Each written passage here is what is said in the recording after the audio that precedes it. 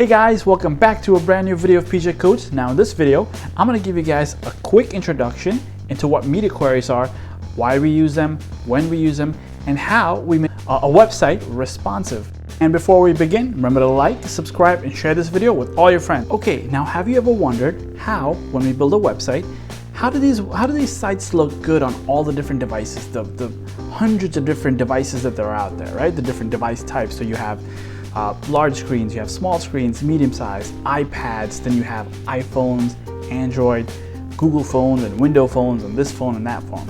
How does a website look consistently well on all those different devices? So on an iPad, say you want certain sections to stack on top of each other. On a mobile, you want everything to stack on top of one another, because that's exactly what we want to go for when we talk about mobile first. You want all the different sections to basically stack vertically, right? And you want the font size to be big. You basically want a little bit more spacing between lines of text. You also want, say, slightly bigger buttons for different thumb sizes, etc., etc.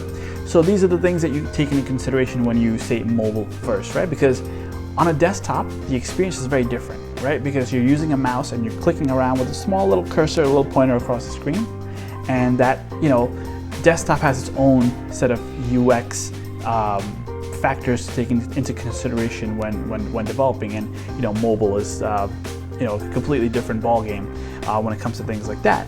So how do we achieve this in a smooth way, right? That's when media queries come in.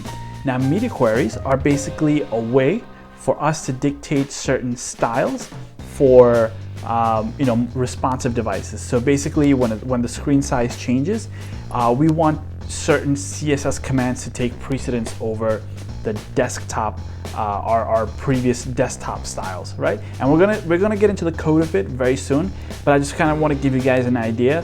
Think of a media query as just a conditional, right?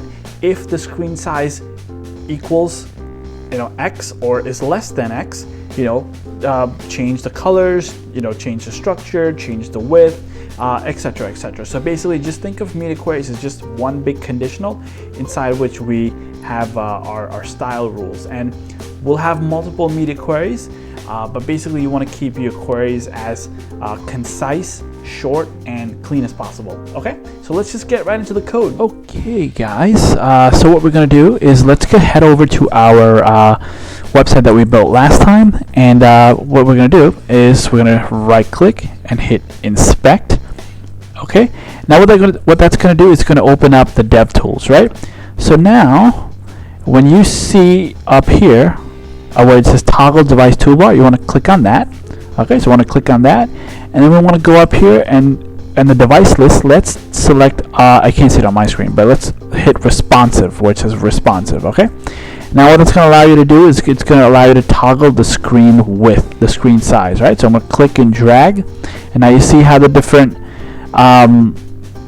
you can see the different screen sizes up here that change. Okay, so that represents the width, and this guy right here represents the height. Okay, and just to play around, let's just select a different device, an iPhone 6, right? And let's make this 75%, so we can see doesn't look very good, right?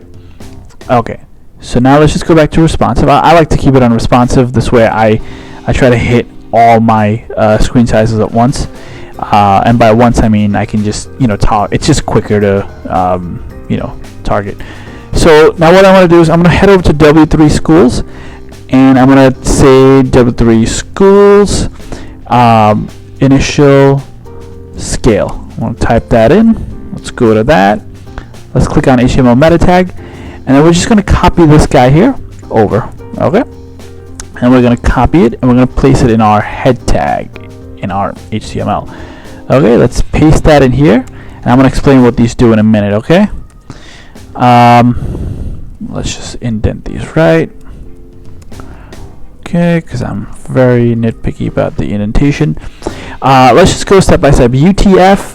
This is used for encoding, from what I believe. I'm not really sure about this, but when we go to these next guys here, this is mainly for SEO. This is just to basically help with the browser to, you know, to give some information to the browser about the page, so, you know, search engines and stuff can do their indexing. Now the important guy is here, this guy, meta name viewport, content width equals device width, initial scale 1 to 0. So this guy here is basically, you need this, right? So this is basically gonna set the ratio of it's going to do some internal computations, and what's going to happen is it's going to set the ratio of your desktop, I'm going to close out of this, to your desktop screen to your mobile screen. Okay, so we're going to save. Let's go back. All right, and now you're not going to see much of a difference here, you know, except for the fact when we actually start doing our thing. Now you see how, you know, things just sort of fell in place a little better.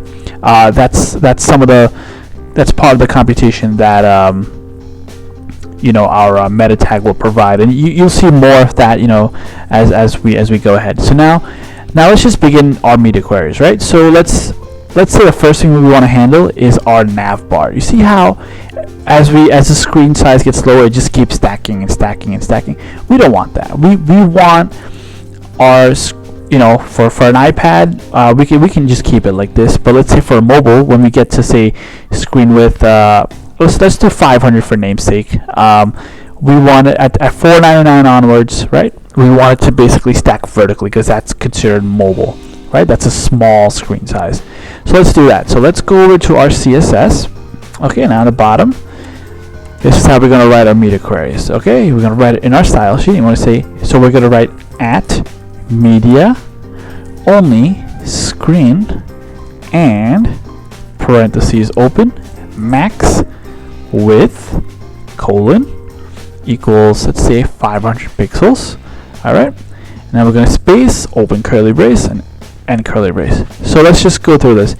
Media only screen and max width 500 pixels. So this is basically telling the browser that, okay, when we decrement past 500, we want our max width, we basically want our max width to be 500, and basically anything under this we're going to apply these styles to. Okay, so now let's say our we can take this guy here because this targets our nav list items, and you see how we set them to display inline block. Let's make them display block, and let's do padding bottom 20%, and let's do text line center. Okay, all right, so now we're going to refresh. Nothing yet. So now let's shrink down. Let's go to, as soon as we hit 500, boom, there you go. See that? Instantaneous. There you go. All right, we can even do something else. Well, let's make the text a little bigger. So let's do font size, excuse me, not style. Let's do 22 pixels. Let's hit save. Let's go back. There we go. All right, small, everything above 500. As soon as we hit 500, there we go. And everything, you know, everything underneath 500 just inherits those styles. Okay, and let's even do text decoration none, and that's going to take away the underline. Okay. Oh, you know what? That's going to be for the A tag. Excuse me. All right, so let's do for the A tag. Let's target that. We can get rid of these guys here. Okay, there we go. We can even make them white. Now I'm just being nitpicky. Color, so hashtag, so I can just do white, or I can use the hex code for white, which is hashtag or pound, however you want to say it, FFF FFF. Now shorthand for this is just FFF. So basically every time you have any hex codes that are the same 6 characters, you can just use the first 3. But professionally, you want to keep it, when you're working in a professional environment, you want to keep them like this for specificity. Okay, let's hit save. Let's go back. There we go. Okay, and then we can even do on hover. Actually, well, there's not going to be hover on mobile. Now let's say we want to center all this other text. Okay, so what we can do is so this is a perfect example of debugging. I don't want to go and check my HTML page and see, okay, what's the ID of this section? What's the ID of that section? I can just find out from here. I'm just going to right click, hit inspect. There we go. So I'm in Home Hero. I'm going to copy that. Okay, now I'm going to say okay. Hashtag home hero, comma, because I want to target multiple sections, right? Copy that, and this is how you target multiple ID selectors. Okay, and let's leave those two for now. But I just want to show you this guy here.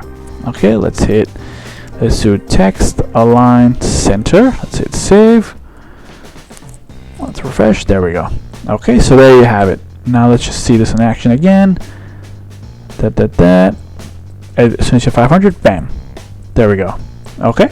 Now what we're gonna do is let's center this this guy here. All right. So say we want to just play around before we even go back to our code. Instead of sitting and writing the code, saving, and having to go back, we can just experiment with our code in here. So let's say we want to see what this section would look like. Let's say, okay, let's select this section here, the one we want. Okay, and now if we go to this section here, element.style, what we can do is we can actually write CSS here, and we can see it live in play. Okay, there we go, center. Okay, so now, and you can toggle this on and off. There we go. So the slash just denotes that it's void. Okay, and you can see that in action there. So let's just go back to our this guy here. Let's give it a actually, you know what, we can just do form. We can just target this form. So we can do section form. Yeah, we can do it here, comma, section form. Now let's talk about this for a minute. So now we're targeting the section, the parent section. Okay, and then to target a child inside a parent, we just put a space and we just write that child name right after. So inside our section, we have a form. Does that make sense? Hope it does, because you're going to see live in action just in a quick minute, right? So we have section, form. Let's hit save. Let's go back. There we go. Oh, look, we have a straggler. Okay, so now what we're going to do is we're going to do section and section form. There we go. All right, so we have that. Or likewise, we can just do everything inside every section, and that star denotes everything. Let's save. There we go. Now even the placeholder text got centered. Okay, but that's really, you can play around with that. That's fine. Okay, and we can even do our footer. Everything text align center. Now instead of just doing that, why not just, instead of targeting everything manually, why not just do this, right? Like that. Let's move this guy up here. So we're going to say everything beneath 500 pixels gets text align center. Everything. Likewise, if we do, just to show you guys, let's just give everything a border red for a minute. Border 1 pixel, solid red, solid solid red. Let's hit save. There we go. Everything, right? So that star denotes everything. Now if I just wanted to target everything inside a certain let's say section, I can just do that and just hit save, and now everything inside a section will inherit that, right? The footer, this guy here, that's not a section, right? This guy here is a section, that guy's a section, and so is this guy, and this is a nav element. So obviously the nav and the footer are excluded, right? Because we're seeing everything inside our section tags. Now native HTML elements, you can just, like I said, like I showed you before, you can just write out the actual tag name, and CSS knows that, okay, this is a standard reserved keyword for an HTML element. So likewise, I could do nav, or I could do article, or I can do let's say a header, I can do a div, but if I was to just type something random, CSS is not going to know that, because CSS knows that section, nav, article, header, div, all HTML elements. Okay, so these text editors and the browsers are very smart these days. Okay, so let's just get rid of this border here. But yeah, that's those are media queries, and oh, the button got left behind. but we can take care of that later. But you get the point, right? So yeah, and folks, those are very, very basic media queries, and we're gonna get a lot more involved. We're gonna actually get into more involved CSS in our upcoming videos. We're gonna talk about CSS frameworks, and we're gonna get into JavaScript and jQuery, and then we'll get into the JavaScript frameworks like React. But before we even get into those, we're gonna do a lot of heavy JavaScript, and we'll also do a lot of leak coding as well. I know this is a little bit of a side topic, but I just want to prep you guys for what's ahead. We'll get into a lot of heavy computational, DOM manipulation, programming, like actual web development. Right now, I'm just teaching you guys some very bare bone basics. So because I believe, and it's true, that the foundations are the most important. So once you actually nail these foundations, it's just it's going to be so much easier for you once you start getting into the more involved things. Because I've seen senior developers that don't know how to center a button. I've seen senior developers who don't know how to target a child element inside certain sections. So believe me, folks, it's these fundamentals are very important, and as much as rudimentary as it seems now, as basic as it seems now, this is the bread and butter of your everyday. Once you become an actual developer, once you start working, or if you're working right now, you know that these things are the bread and butter of your job. So definitely just focus on nailing the fundamentals and keep practicing this stuff. Build some more stuff out and let me know how it goes, and we'll catch up in the next video. Thanks.